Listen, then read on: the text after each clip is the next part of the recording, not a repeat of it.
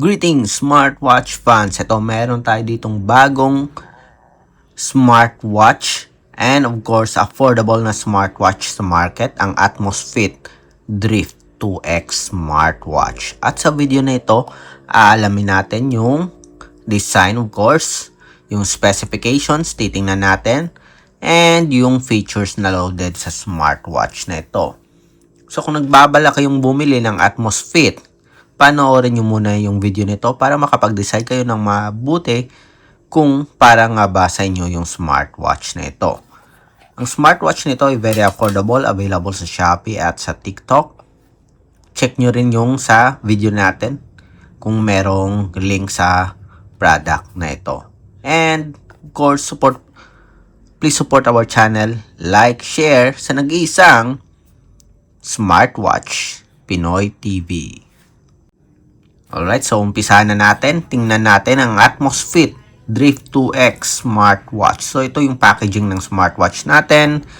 Very obvious naman, naka-list dito yung features. So meron tayong Bluetooth call.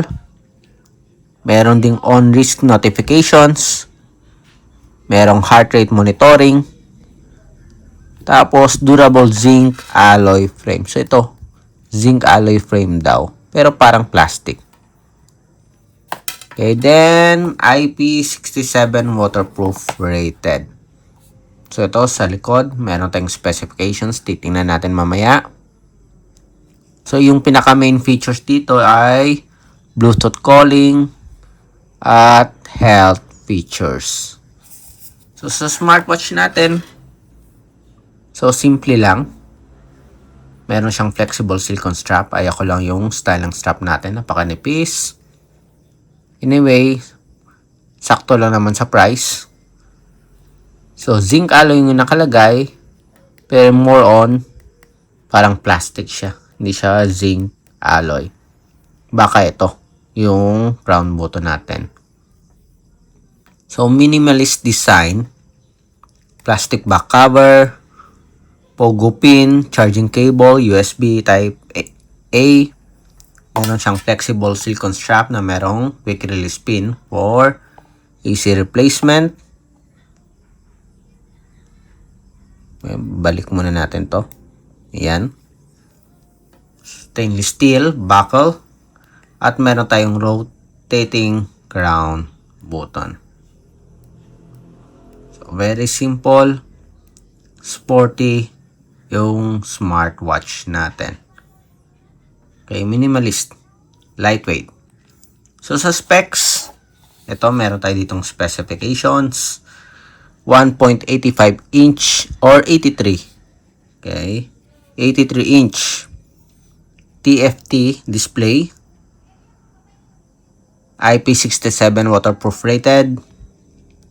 So Bluetooth version 5.4 na merong supportin for 3.0 for compatibility.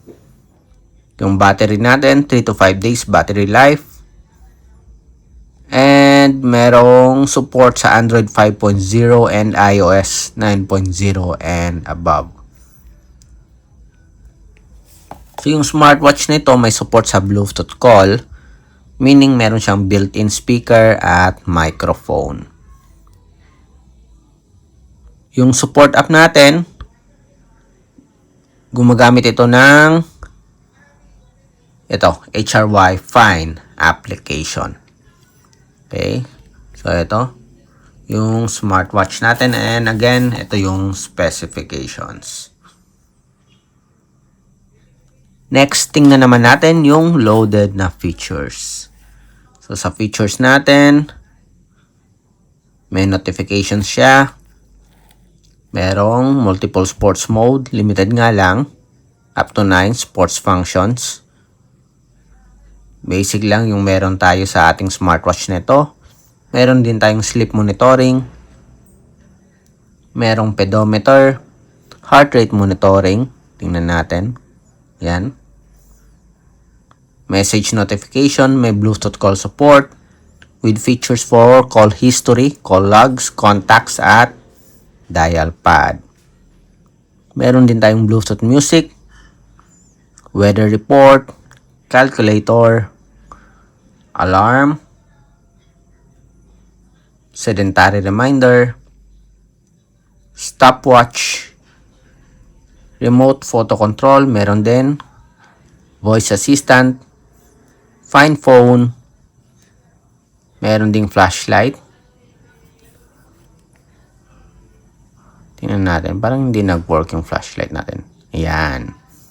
Meron ding calendar, WeChat support. Ito yung mga social notification apps. So, yung sure na may support ay yung WeChat, QQ, Facebook, Twitter, WhatsApp application, drink water reminder, and multiple language support. Tingnan natin kung may Tagalog or Filipino. Yun, may Filipino tayo dito. Okay, may QR code, multiple app menus, at least 6 yung meron. Display and brightness, and bedside lamp mode. Okay, ito yung mga loaded na feature sa ating Atmos-Fit Drift 2X smartwatch. So, ano sa tingin nyo sa smartwatch na ito? Okay ba sa price? Or di nyo gusto yung mga loaded na features? Sa design, okay lang naman. Kaya lang sa features, medyo bitin ako sa features. Sa loaded na features sa smartwatch na ito. Pero kung gusto nyo lang yung basic, simple lang, okay na yung Atmos-Fit Drift 2X smartwatch. Okay? So, kung may mga katanungan kayo about sa smartwatch nito, comment lang sa baba. Ganun pa rin, support our channel. Like, i-share nyo ang nag-iisang Smartwatch Pinoy TV.